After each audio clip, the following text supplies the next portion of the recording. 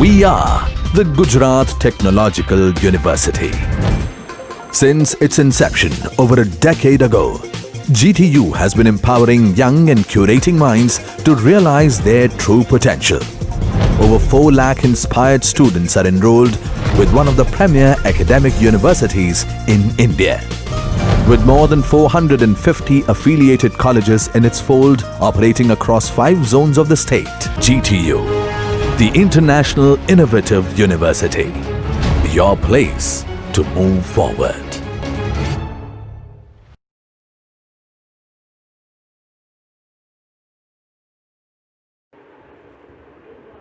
Hello students, myself Vishal Rana, lecturer in Mechanical Department of TAPI Diploma Engineering College. Due to COVID-19, it is necessary to conduct video lecture for the remaining portion of the subject CAM. Chapter number 5 is Recent Trends in CAM, and now my topic is Interfacing Standards for CAD/CAM. First topic, Interfacing Standards for CAD/CAM. Subtopic is CAD/CAM Integration. First of all, what is CAD/CAM integration? CAD means computer aided design and CAM means computer aided manufacturing. यानी कि industry के जो main 2 stages होते हैं, design और manufacturing, वो दोनों के बीच में एक लिंक एस्टैब्लिश होना बनता है. यानी कि CAD सॉफ्टवेयर में हम जो भी फाइल बनाते हैं उसको CAM सॉफ्टवेयर में रन करने के लिए दोनों के बीच कम्युनिकेशन बढ़ना चाहिए, यानी कि इम्प्रूव होना चाहिए. तो कैसे होगा ये देखते हैं. In an integrated CAD/CAM system, a link is established between product design and manufacturing. Nowadays, integrated CAD/CAM system have the ability to share the same part model. अभी की जो बात करें तो उसमें क्या होता है कि जो CAD/CAM सिस्टम होती है उसमें एबिलिटी है कि वो एक पार्ट मॉडल को दूसरे सॉफ्टवेयर में शेयर कर सके. CAM system can import the 3D models from the CAD, either wireframe, surface और solid models. 3 में से कोई भी मॉडल को हम CAM सॉफ्टवेयर के अंदर इंपोर्ट कर सकते हैं. However, a part designed by CAD software cannot be directly machined on a CNC machine. हम सब जानते हैं कि अगर हम जो भी पार्ट CAD सॉफ्टवेयर में बनाते हैं, डिज़ाइन करते हैं, उसको डायरेक्टली हम CNC मशीन के ऊपर रन करवा सकते नहीं हैं. उसके लिए क्या करना पड़ता है? So to manufacturing a part, users must create machining operations with appropriate parameters, prepare machining geometries manually, specify cutting tools, so that CAM system generate the tool paths and NC program. कोई part को manufacturing करने के लिए सबसे पहले user को उसका machining operations create करना पड़ेगा एप्रोप्रिएट पैरामीटर के साथ में. उसके बाद उसकी ज्योमेट्री को डिफाइन करना पड़ेगा, कटिंग टूल डिफाइन करने पड़ेंगे, तभी CAM system tool path generate करेगी और NC प्रोग्राम बना पाएगी. तो ये जो पूरी प्रोसेस है वो बहुत लेंदी है, यानी कि टाइम कंज्यूमिंग है. The time needed for generating the tool path and NC program is very high. जैसे कि हमने बताया कि उसके जो टाइम जाता है वो मैक्सिमम जाएगा. तो उसके लिए क्या करना पड़ेगा? To improve the integration of CAD/CAM system, it is essential to improve the communication between CAD and CAM system. अगर हमें इंटीग्रेशन इम्प्रूव करना है तो उसका कम्युनिकेशन भी इम्प्रूव करना पड़ेगा. Next is needs for the interfacing standard. इसकी ज़रूरियत क्यों है? First, need for portability of the geometric model among different hardware platform. जो भी हम ज्योमेट्रिक मॉडल बनाते हैं उसको अलग अलग हार्डवेयर प्लेटफॉर्म के ऊपर एक्सचेंज कैसे करना है, तो उसके लिए हमें इंटरफेसिंग स्टैंडर्ड की आवश्यकता है. Second, exchange drawing database among software packages. अलग अलग सॉफ्टवेयर पैकेजेस के ऊपर हमें ड्राइंग डेटाबेस को एक्सचेंज करना है, तो उसके लिए हमें इंटरफेसिंग स्टैंडर्ड्स चाहिए. Needs for exchanging the graphic data between different computer system. अलग अलग कंप्यूटर सिस्टम के बीच में अगर हमें ग्राफिक डेटा एक्सचेंज करना है तो उसके लिए हमें इंटरफेसिंग स्टैंडर्ड चाहिए. And last one, need for the requirement of graphic data exchange format and their details such as IGS, DXF and STEP. अगर हमें डेटा एक्सचेंज के साथ में, ग्राफिक डेटा के साथ में अगर उसकी डिटेल भी एक्सचेंज करनी है तो उसके लिए हमें अलग अलग स्टैंडर्ड की आवश्यकता होगी, जैसे कि IGES, DXF और STEP. Next is list of interfacing standard. अभी तक कौन कौन से इंटरफेसिंग स्टैंडर्ड बने हुए हैं वो देखते हैं. तो first one is graphics kernel system, उसको हम शॉर्ट में GKS बोल सकते हैं. सेकंड इज़ FIGS, यानी कि programmers hierarchical interactive graphic system. Third one is IGES, Initial Graphic Exchange Specification. Fourth one is DXF, Drawing Interchange Format. And fifth one is STEP, Standard for the Exchange of Product Model and Data. अभी जो latest में use हो रहा है वो है STEP file. Next, requirements for the exchange. कौन कौन से डेटा को हमें एक्सचेंज करना होता है? तो बेसिक 4 टाइप्स के डेटा अवेलेबल है. First one is shape data. Shape data में क्या आता है? तो shape data includes the both geometrical and topological information. Part और form features, font, colour, annotation are considered part of the geometric information. यानी कि geometrical और टोपोलॉजिकल इंफॉर्मेशन जो भी है इसमें फॉन्ट्स आ जाएंगे, कलर आ जाएगा, एनोटेशन, डायमेंशन, वो सभी डेटा जो भी है वो सब कहलाएंगे शेप डेटा के अंदर. Second one is non shape data. Graphic data such as shaded image, model in global data as measuring units of the database and the resolution of storing the database numerical value. जो भी shaded image होगी, measuring units होंगे, model global data होगा, resolutions होगा, वो सभी आ जाएंगे non shape data के अंदर. Third one is design data. Information that designer generate from geometric models for analysis purpose. Mass property and finite element mesh data belong to this type of data. जब भी हम design करते हैं तो हम जो भी वैल्यूज़ फाइंड आउट करते हैं जैसे कि स्ट्रेस, फोर्स एट्सेट्रा, वो सभी कहलाएंगे डिज़ाइन डेटा. मास एनालिसिस, फाइनाइट एलिमेंट एनालिसिस, वो सब भी आ जाएंगे डिज़ाइन डेटा के अंदर. And last one is manufacturing data. Information such as tooling, NC tool part, tolerance, process planning, tool design and bill of material. ये जो डेटा मैंने बताया यानी कि bill of material, tool design, process plan, tolerance etcetera, वो सभी कहलाएंगे manufacturing data. तो ये 4 डेटा जो भी हमने डिस्कस किए वो एक्सचेंज करने के लिए रिक्वायरमेंट होती है. Next is exchange method. पुराने वाली पहले बात करें तो पुराने सिस्टम में क्या होता था कि जो भी सिस्टम होती है यानी कि सिस्टम 1 से लेके n तक, इनफाइनाइट सिस्टम जो भी होगी, अगर मुझे कोई एक सॉफ्टवेयर की फ़ाइल दूसरे सॉफ्टवेयर में रन करानी है तो कोई स्टैंडर्ड्स नहीं था. तब क्या करते थे कि अगर मेरे पास ऑटोकैड सॉफ्टवेयर है तो आपके पास भी कंपलसरी ऑटोकैड सॉफ्टवेयर होना चाहिए, तो भी हम फाइल को एक्सचेंज कर सकते हैं. जो पहली सिस्टम दिखाती है उसके हिसाब से एक बार वापस में देखते हैं. ये सिस्टम की बात करें तो फर्स्ट सिस्टम ये है. उसमें क्या होता था कि अगर हम कोई फाइल एक्सचेंज करते हैं सिस्टम 1 से लेके n तक तो दोनों सिस्टम के ऊपर सेम सॉफ्टवेयर रन करना पड़ता है. उसकी वजह से नई सिस्टम में क्या आ गया कि उसका जो डिसएडवांटेज था कि कोई भी सॉफ्टवेयर के ऊपर हम रन करवा सकते हैं वो इसमें दूर हो जाता है. कैसे होगा? तो सिस्टम 1 कोई भी आप फाइल बनाते हो उसको सबसे पहले प्रोसेसर द्वारा न्यूट्रल फाइल में कन्वर्ट किया जाएगा, उसको एक्सचेंज किया जाएगा. उसके बाद जो डिलीवर पीसी होगा वो फाइल वापस कलेक्ट करेगा और उसको आपके पास जो सॉफ्टवेयर अवेलेबल है उसमें वो कन्वर्ट करके देगा. डाउन साइड जो फिगर दी हुई है उसमें आप देख सकते हैं. सबसे पहले मेरे पास Pro E, SolidWorks, AutoCAD et cetera software available है. कोई भी एक सॉफ्टवेयर समझ लो मेरे पास है तो नेटिव डेटाबेस जो भी होगा वो प्री प्रोसेसर उसको स्टैंडर्ड न्यूट्रल फाइल में कन्वर्ट करेगा यानी कि IGES, स्टेप फाइल वगैरह में वो कन्वर्ट करेगा. उसके बाद पोस्ट प्रोसेसर वही फाइल को आपके पास जो सॉफ्टवेयर अवेलेबल है उसमें कन्वर्ट करके देगा. तो ये हो गया एक्सचेंज मेथड. अभी जो एक्सचेंज मेथड यूज़ हो रही है उसके हिसाब से आप कोई भी सॉफ्टवेयर की फ़ाइल दूसरे सॉफ्टवेयर में रन करवा सकते हो. Okay, now first system is graphics kernel system यानी कि GKS. GKS is basically a set of procedure which can be called by user programs to carry out certain generalized functions such as arc, circle, ellipse etc. जो भी basic 2D shape है यानी कि arc, circle, ellipse, उसको अगर exchange करना है तो बेसिक जो सिस्टम यूज़ होती है वो है GKS. It is a standardized system of graphical function for processing graphical data to create and process 2D image. अगर 2D इमेज को क्रिएट और प्रोसेसिंग करना हो, एक्सचेंज करना हो तो उसके लिए जो स्टैंडर्ड यूज़ होता है वो है GKS. GKS implementations have been made by many hardware manufacturers in many languages. Different hardware manufacturers जो भी हो गए उसके द्वारा वो डिफरेंट लैंग्वेजेस के ऊपर इम्प्लीमेंट किया गया है. It is an independent device. It can work with all types of input and output device. सभी तरह के इनपुट और आउटपुट डिवाइस के साथ उसको वर्क करवा सकते हैं. Graphic functions are defined for both 2D and 3D.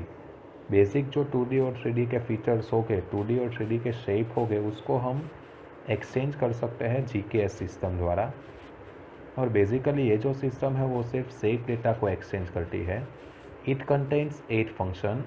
First input function, second control function, third output primitives, fourth output attributes, fifth transformation, 6 segment function, 7 inquiry function and 8 metafile function. ये सभी तरह के 8 functions को वो exchange करके देती है. Second one is fix, programmers hierarchical interactive graphic system. जो लिमिटेशंस हमने पहले सिस्टम में देखी, यानी कि पहले सिस्टम में क्या था कि वो बेसिक शेप को ही सिर्फ एक्सचेंज करके देती थी 2D और 3D के. इसमें क्या होता है, बेसिकली ये मोस्ट ऑफ यूज़ होती है 3D इमेजेस के साथ. यानी कि fix is basically a library of about 400 functions that allow the user to display and interact with 2D and 3D graphics. 2D और 3D दोनों के लिए ये यूज़ होती है सिस्टम, वो है fix. It is an international standard created by ISO. ISO द्वारा ये स्टैंडर्ड बना हुआ है. Fix was the extension of the GKS.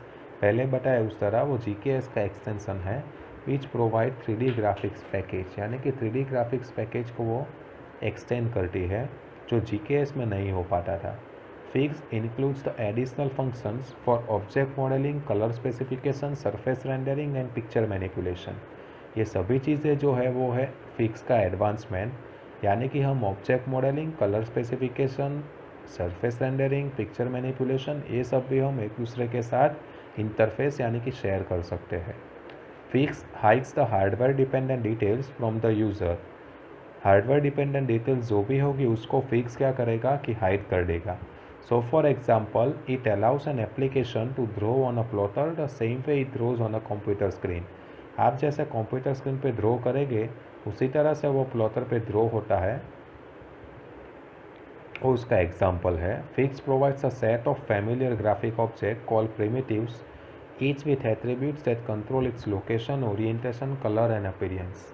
ये जो चीज़ें हैं वो सभी फिक्स का एडवांसमेंट है, यानी कि एक्सटेंशन है GKS सिस्टम का. Third standard is initial graphics exchange specification, IGES. It is developed by National Institute of Standards and Technology in 1980. 1980 में इसका डेवलपमेंट हुआ था by the NIST. Then adopted by the American National Standard Institute, ANSI द्वारा उसको adopt किया गया same year में. It exchange primarily shape and non-shape data which is referred as CAD to CAD exchange. यानी कि अभी तक हमने जो दो सिस्टम देखी, first is GKS and second is fix. तो दोनों में क्या होता था, सिर्फ शेप डेटा को हम एक्सचेंज कर सकते थे. सबसे पहले जो देखा था GKS, उसमें बेसिक 2D को शेप डेटा में, सेकंड वन फिक्स में 2D 3D को शेप डेटा में, और ये जो सिस्टम है उसमें शेप और नॉन शेप दोनों डेटा को हम एक्सचेंज कर सकते हैं. Using IGES, a CAD user can exchange product data models in the form of circuit diagrams, wireframe, freeform surface और solid modeling representation. IGES का यूज़ करके CAD यूज़र जो भी होगा वो कोई भी फॉर्म में एक्सचेंज कर सकता है डेटा को. It is divided into 6 section. अभी जो IGES की फाइल जो बनती है वो बेसिकली 6 सेक्शन के अंदर डिवाइड होती है. उसमें फर्स्ट सेक्शन है फ्लेक्स सेक्शन. ये सेक्शन ऑप्शनल रहेगा. उसमें बाइनरी दिया होगा या फिर कॉम्प्रेस्ड ASCII दिया होगा. सेकंड इज स्टार्ट सेक्शन, यानी कि main readable prologue. Third is global section. उसमें दिया होगा detail of product, person originating the product, name of the company originating it, यानी कि जो इंडस्ट्री होगी या फिर कोई कंपनी होगी उसका बेसिक डिस्क्रिप्शन दिया होगा ग्लोबल सेक्शन में.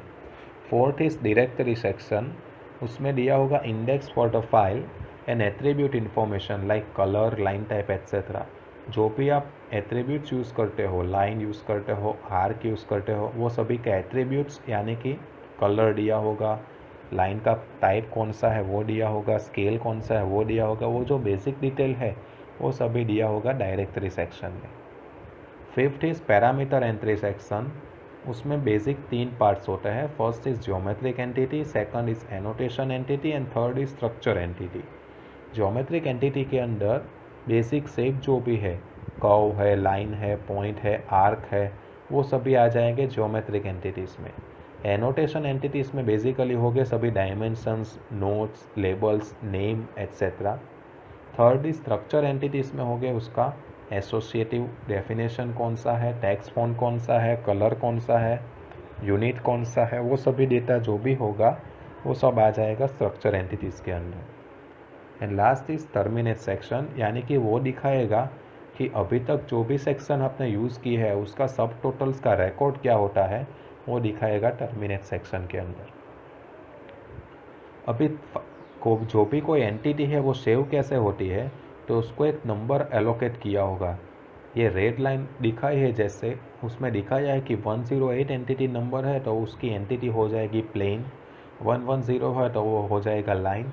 यानी कि अभी जो फाइल आप देखोगे इसके बाद में, तो अभी आपको सिर्फ एंटिटी नंबर दिया होगा, एंटिटी टाइप कौन सा है वो आपको नंबर के ऊपर से पहचानना पड़ेगा। ये फाइल में क्लियर दिखा रहा है कि इंटरफेसिंग स्टैंडर्ड्स फॉर कैड-कैम, तो उसके अंदर ये IGS का एक फ़ाइल है। उसमें यहाँ पे लिखा हुआ है येलो में 116, रेड में 100 और डाउन साइड जो ग्रीन दिया है उसमें 110। उसका मीनिंग क्या होता है, तो यहाँ पे आप आ जाइए तो 2 पॉइंट येलो कलर से इंडिकेट किए हुए हैं, आर्क जो भी है वो रेड कलर से इंडिकेट किया हुआ है और लाइन जो भी है वो ग्रीन कलर से इंडिकेट किया हुआ है। उसके पहले की स्लाइड में वापस निकालता हूँ। इसमें देखिए आप तो 110 लाइन दिखा रहा है, तो यानी कि जो भी दो ग्रीन लाइन ड्रॉ किया हुआ है वो दिखाता है इनटू ब्रैकेट टाइप 110, तो उसको एक एंटिटी नंबर के ऊपर से दिया होगा। ये ग्रीन कलर जो भी दिखा रहा है अभी ये सब हो जाएगी लाइंस का एट्रीब्यूट्स। तो ये जो भी सेक्शन आप देख रहे हैं फर्स्ट शुरुआत से देखते हैं, तो सबसे पहले आ जाएगा start section. Second one is global section, जो भी इंडस्ट्री की डिटेल्स होगी, मैन्युफैक्चरर की डिटेल्स होगी, वो सभी डिटेल होगी ग्लोबल सेक्शन में। Next is directory entry. Directory entry के अंदर लाइन टाइप कौन सी है, आर्क टाइप कौन सी है, वो सब लिखा होगा डायरेक्टरी एंट्री में। पैरामीटर डेटा के अंदर उसकी सभी एंटिटीज़ होगी, स्ट्रक्चर एंटिटी हमने इसके पहले जो देखा था उसकी बात करते हैं, जैसे कि structure entities, geometric entities, annotation entities, वो सभी आ जाएंगे पैरामीटर डेटा के अंदर। And last is terminate section, सभी जो वर्टिकल कॉलम्स है उसका सब टोटल किया होगा रिकॉर्ड्स का डाउन साइड के ऊपर। तो इसी तरह से IGS फाइल मैन्युफैक्चर होती है, यानी कि जनरेट होती है। Next format is drawing interchange format, यानी कि DXF। DXF file formats that could be read and used by other CAD, CAM or CAE files were originally developed to give user flexibility in managing data and translating AutoCAD drawing system। ये जो standard है वो basically AutoCAD file को दूसरे software के अंदर run कराने के लिए बेसिकली यूज़ होता है, यानी कि बेसिक ये बनाया गया है AutoCAD सिस्टम के लिए। DXF standard of interchanging CAD drawing files for almost all CAD, CAM, CAE system, ये सभी सिस्टम के अंदर यूज़ कर सकते हैं। In fact almost every newly introduce CAD, CAM, CAE system tends to provide translators to and from the DXF file. सभी प्रकार के सिस्टम के साथ इसका हम यूज़ कर सकते हैं। Now DXF file is an ASCII file and contains 5 section. ये एक प्रकार की ASCII फाइल है और ये बेसिकली 5 सेक्शन को कंटेन करती है। हेडर, टेबल, ब्लॉक, एंटिटी और terminate. First one is header. Header describes the AutoCAD drawing environment that existed when the DXF file was created। जब DXF फाइल हम बनाते हैं तो AutoCAD का ड्राइंग एनवायरनमेंट जो रहेगा वो डिस्क्राइब करेगा header. Second one is table. It contains the information about line types, layers, text style and views that have been defined in the drawing। अलग अलग प्रकार के व्यूज़ होंगे, लाइन का टाइप्स होगा, लेयर्स होंगे, टेक्स्ट स्टाइल होगा, वो सब दिखाएंगे टेबल के अंदर। Third one is block. It contains a list of graphic entities that are defined as the group. अलग अलग प्रकार की जो ग्राफिक एंटिटीज होगी वो सब कंटेन करेगा ब्लॉक के अंदर। Fourth is entity. It is immediately follows the block section. Block section के बाद आएगा and serves as the main part of the DXF file with all entities of the drawing describe in it. सभी प्रकार का जो shape रहेगा वो उसकी बात करें या फिर अलग अलग प्रकार के डायमेंशंस जो दिए होंगे वो सभी आ जाएगा एंटिटीज़ के अंदर, यानी कि ये हो जाएगा main parts of the DXF file. And last one is the terminate, it indicates the end of the file, यानी कि 5 सेक्शन के अंदर DXF फाइल स्टोर होती है। Last standard is step file, standard for the exchange of product model data. अभी जो latest system की बात करें तो लेटेस्ट स्टैंडर्ड जो यूज़ हो रहा है वो है step file. Step full form is standard for the exchange of product model data, is a new international standard for representing and exchanging product model information. Product model की information exchange करने के लिए जो बेसिक यूज़ होता है अभी की system में वो है step file. The development of step started in 1984 as world wide collaboration. The goal was to define a standard to cover all aspects of product during its lifetime. सभी प्रकार के एस्पेक्ट को एक्सचेंज करने के लिए उसकी लाइफ टाइम के दौरान जो स्टैंडर्ड बेसिक यूज़ हो रहा है अभी वो है स्टेप फाइल।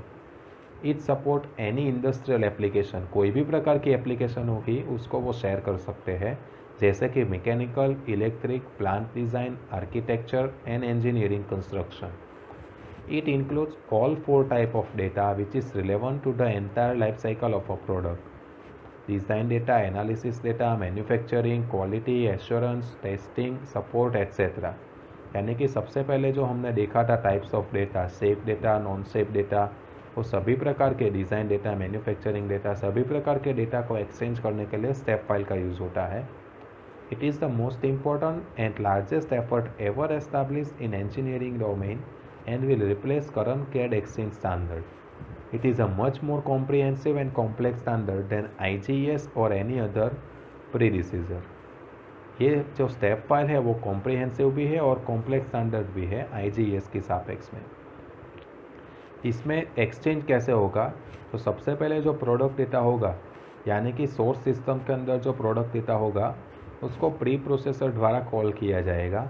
उसके बाद प्री प्रोसेसर क्या करेगा, तो उसको एक स्टैंडर्ड फाइल के अंदर कन्वर्ट करेगा, जैसे कि यहाँ पे लिखा हुआ है PDES, यानी कि स्टेप फाइल में वो कन्वर्ट करेगा। अभी जो स्टेप फाइल रहती है वो 3 लेयर के ऊपर डिपेंड रहती है, वो हम बाद में देखेंगे। तो उसका जो डेटा एक्सचेंज यूनिट होगा वो ट्रांसफ़र करेगा टारगेट सिस्टम को, यानी कि पोस्ट प्रोसेसर को। वो ट्रांसफ़र करेगा वापस डिसिप्लिन मॉडल और वहाँ पे से चला जाएगा प्रोडक्ट डेटा जहाँ पे हम एक्सचेंज करना चाहते हैं। तो जो बीच वाली जो फाइल बनती है उसको बोलते हैं स्टेप फाइल। वो बेसिकली होती है 3 लेयर्स में और it is not simpler as IGES। कौन कौन से 3 लेयर है, तो first one is application layer, second one is logical layer and third one is physical layer. First is application layer. Application layer consist of information of various application areas. Down side figure में दर्शाया है कि mechanical products, electrical products, जो भी application है वो सब include हो जाएंगे एप्लीकेशन लेयर्स में। Second one is logical layer. It provides a consistent computer independent description of the data constructs that contain information to be exchange. कौन सी इन्फॉर्मेशन हम एक्सचेंज करना चाहते हैं वो सभी डील करता है लॉजिकल लेयर के साथ, यानी कि जनरिक एंटिटीज़ है, एप्लीकेशन स्पेसिफिक एंटिटीज़ है, जो भी हम एक्सचेंज करना चाहते हैं वो सब आ जाएगा लॉजिकल लेयर्स में। And last one is physical layer. It deals with the data structure and data format for exchange file itself. यानी कि डेटा स्ट्रक्चर कौन सा है और फाइल फॉर्मेट कौन सी है वो सभी आ जाएगा फिजिकल लेयर के अंदर। This is the end of the topic interfacing standards for CAD/CAM। Thank you.